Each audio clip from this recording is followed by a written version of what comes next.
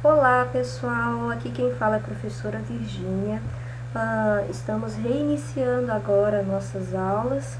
Espero que todos vocês tenham tido 2 semanas de descanso, que tenham conseguido colocar todas as atividades em dia, né? E que estejam todos muito dispostos para continuarmos a nossa disciplina de banco de dados. Bom, na aula passada, nós tratamos a respeito de modelo de dados. Tá? Falamos das diversas formas existentes de modelar as informações, de armazenar essas informações no banco de dados. Bom, eu não sei se ficou claro para vocês a diferença desses modelos ou a importância. Tá? Então, um dos objetivos dessa aula é de clarear isso aí, de forma que vocês consigam, para aqueles alunos que não responderam aquela última sessão da nossa lista de exercícios, a parte do praticando, para que esses conceitos fiquem mais claros agora. Tá? Eu gostaria de informar que aquela questãozinha ela não está sendo cobrada, certo, pessoal? Era só para vocês terem uma ideia de como que vocês vão trabalhar, mas fiquem tranquilos, a gente vai ver isso daí direitinho. Mas hoje então, o nosso assunto é modelo entidade relacionamento e modelo relacional. Tá? A que se referem esses dois modelos? O que acontece, gente? No processo de criar um banco de dados, não é uma coisa simples, vamos dizer assim. Não é simplesmente vou montar um banco de dados e pronto. Não, tá? É preciso fazer uma série de análise, de levantamento de informações antes de implementar o banco de dados em si, tá? Aqui nesse diagrama nós temos uma estrutura definindo essa ordem, tá? Antes de qualquer coisa, é necessário fazer o levantamento e a análise de requisitos. O que seria isso, pessoal? Imaginem um hospital, imaginem uma videolocadora ou uma escola. Vocês são profissionais da área de tecnologia, vocês vão desenvolver bancos de dados para oferecer a essas empresas. Qual que é o objetivo de um banco de dados? Guardar informações para que elas sejam posteriormente acessadas de maneira ágil, de forma segura, de forma íntegra. Tudo isso já foi falado, tá? Mas imagine você, um profissional da área de tecnologia que não entende nada do funcionamento de um hospital, que não entende nada do funcionamento de uma escola, de uma videolocadora, de um supermercado, tá? Como você vai criar um banco de dados para esse fim se você não conhece a forma de se trabalhar dentro daquela empresa? Se você não conhece as rotinas utilizadas naquele ambiente, tá? Então, antes de tudo, é necessário que o analista ele faça o levantamento e análise dos requisitos. O que seria isso? Bom, eu vou fazer um banco de dados para uma empresa de videolocadora, por exemplo. O que eu preciso guardar de informação nessa minha videolocadora? Eu preciso de informações sobre os meus clientes, tá? De quem são as pessoas que podem locar filmes naquele lugar. Então, que informações são necessárias a respeito desses clientes? Eu preciso saber o nome, preciso saber o endereço dele, preciso saber o telefone de contato. O que mais? Eu preciso saber dos dependentes dele, tá? Para quê? Para que eu saiba quem são as pessoas autorizadas a fazer uma locação do nome daquela pessoa. Eu preciso ter informação só do cliente, então, do nome, endereço e telefone de quem pode locar no nome dele? Não. Eu preciso guardar informações também dos meus filmes. né, dos DVDs. Opa! Preciso guardar informações de DVDs. Que informações são essas? Ah, o nome do filme, a quantidade em estoque, tá? O que mais? Eu preciso saber também o valor que vai ser cobrado pela locação, certo? E daí, que outras informações eu preciso guardar também? Ah, se o meu filme ele está disponível ou não, né? O status. Então, esse status aqui, ele pode ser locado ou livre, por exemplo, tá, pessoal? Então, essa parte de levantamento de requisitos é parecido com isso daqui para vocês. Vocês vão conhecer as rotinas. Quais são as informações que eu preciso realmente armazenar, tá? Qual que é o objetivo? Quais são as relações entre eles? Ah, na minha videolocadora, eu preciso também de um cadastro dos meus funcionários. Ou seja, eu preciso então do nome do meu funcionário, eu preciso do endereço dele, eu preciso do telefone, caso eu queira contatá-lo, caso eu queira saber alguma coisa, certo? Eu preciso de todas essas informações. Então, suponha que um filme ele deverá ser locado. O filme será locado, tá? Qual foi o filme? Tá? Qual foi o cliente? Ou quem foi o cliente? Quem foi o funcionário que atendeu? Então, eu preciso registrar informações desse gênero, por exemplo. Para que eu descubra isso aqui, vai ser apenas através de uma análise, de um levantamento junto com o meu cliente, tá? Então, uma vez que eu tenha levantado todos esses requisitos, tudo aquilo que é necessário no meu banco de dados, eu parto para o projeto conceitual, tá? No projeto conceitual, ou no modelo conceitual, nós utilizamos o modelo entidade-relacionamento. Eu podia até ter invertido a ordem aqui desses tópicos, mas não tem problema. Tá? No modelo conceitual, eu utilizarei o modelo entidade-relacionamento. O que é o modelo entidade-relacionamento?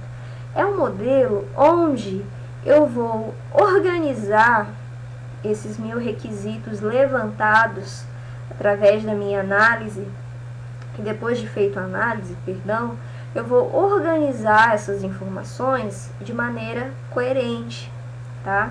Utilizando esse modelo que vai originar um diagrama entidade-relacionamento. O que é um diagrama entidade-relacionamento? É isso aqui, gente, tá? É uma série de desenhinhos, vamos dizer assim, que estão mostrando para a pessoa a estrutura daquele banco de dados, tá?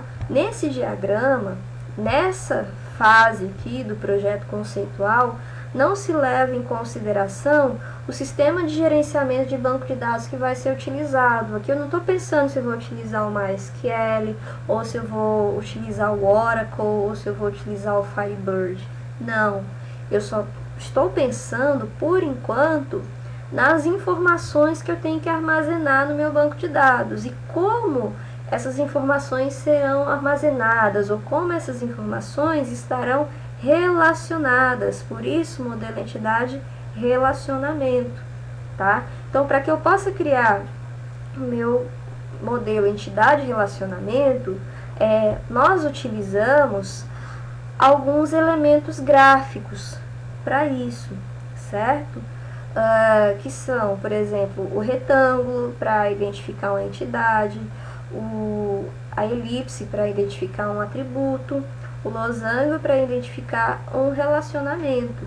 Como eu expliquei para vocês na aula anterior, tá? Existe uma série de características para cada um desses objetos, tá? Por exemplo, um atributo, ele pode ser simples, ele pode ser composto, O que é um atributo composto? É o caso aqui do atributo nome, tá? Então, eu quero que vocês, ao observar um diagrama desse, entendam. Aqui eu tenho uma entidade chamada funcionário, e essa entidade, ela possui os seguintes atributos. Ele tem o atributo aqui de código identificador, eu tenho o atributo sexo, tá? Eu tenho o atributo nome, tá? Desse atributo nome, ele foi subdividido em nome próprio e apelido, tá? Ah, o que é isso aqui? Para que fique claro, seria o seguinte, pessoal. No meu banco de dados, então, deixa eu apagar isso aqui. Eu tenho lá um local no meu banco de dados onde eu vou gravar as informações dos meus funcionários, tá? Que informações são essas que eu quero armazenar? Eu quero armazenar informação sobre nome, o nome do meu funcionário, tá? Vou colocar aqui nome próprio. Eu vou querer guardar informações de nome, apelido, eu quero gravar informações a respeito do sexo desse meu funcionário, eu quero gravar um código identificador, vou chamar aqui de ID, certo? O que mais que nós solicitamos aqui?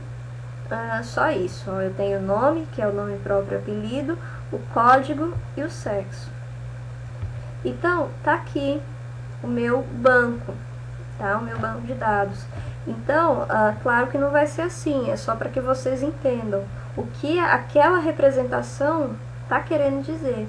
Então, quer dizer que eu vou guardar informações, por exemplo, do João, tá? João Carlos. O nome, o apelido, Joãozinho, por exemplo, ele é do sexo masculino. E o código identificador dele é o número 1. Tá? Eu tenho também a Maria. A Maria, o apelido dela é Mariazinha. Ela é do sexo feminino. E o código dela é o código 2. Eu tenho aqui também, além da Maria Alice, eu tenho a Maria José. Tá? O apelido da Maria José é MJ, por exemplo. Tá? Esse aqui é o apelido dela. Ela também é do sexo feminino. Reparem que aqui eu tenho duas Marias. Tá? Como que eu faço para identificar ou para diferenciar uma Maria da outra? Através desse códigozinho aqui, certo? Então, no banco de dados, toda entidade ela deve possuir um atributo único que vai servir de identificação, tá? Esse atributo nós chamamos de atributo-chave. E geralmente ele funciona, nós utilizamos para isso a chamada chave primária, tá? Então a chave primária ela serve para isso, ela deve ser unívoca, ou seja, única, tá? Ela não deve ser redundante e ela não deve ser nula. Eu não posso aqui no meu banco de dados deixar a Maria José sem nenhum identificador, supondo que essa seja a minha chave primária, porque senão como que eu vou recuperar a informação? Como que eu vou identificá-la? Certo? Então, pessoal, no modelo entidade e relacionamento, nós utilizamos esses símbolozinhos aqui para definir a minha estrutura, tá? As informações que deverão ser guardadas no meu banco de dados. E para isso eu utilizo esses elementos, tá? Então aqui eu tenho uma entidade funcionário que possui os seus atributos, e eu tenho a entidade departamento que possui os seus atributos, e assim sucessivamente, tá? Então, uma vez que eu tenha construído o meu modelo conceitual, ou seja, eu tenha criado ali um diagrama entidade relacionamento, definindo toda a estrutura do meu banco de dados, aquilo que precisa ter, tá? A forma como ele vai ser organizado, daí então eu parto para o meu projeto lógico. Tá? O projeto lógico, reparem essa linha pontilhada aqui. Até certo ponto, ele independe do sistema de gerenciamento de banco de dados.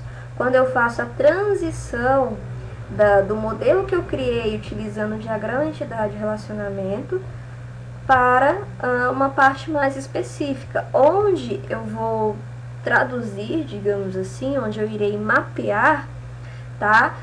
Essas informações agora pensando no meu banco de dados específico, certo? Então, falando um pouquinho dos atributos, tá? Existem formas diferentes de representá-los, ok? Então, aqui eu tenho a entidade ela é um retângulo, simples assim, certo? E cada entidade ela possui uma série de atributos. Esses atributos eles podem ser simples, como é o caso desse aqui ou desse. Podem ser atributos compostos, que é o caso do nome aqui, que ele se subdividiu em outros atributos. Eu tenho também atributos multivalorados, que é o caso aqui na minha entidade departamento, eu tenho localizações, certo?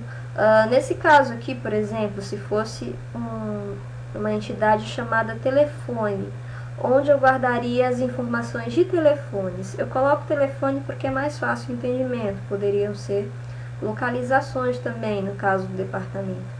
Mas um telefone, hoje em dia, as pessoas nunca têm um só.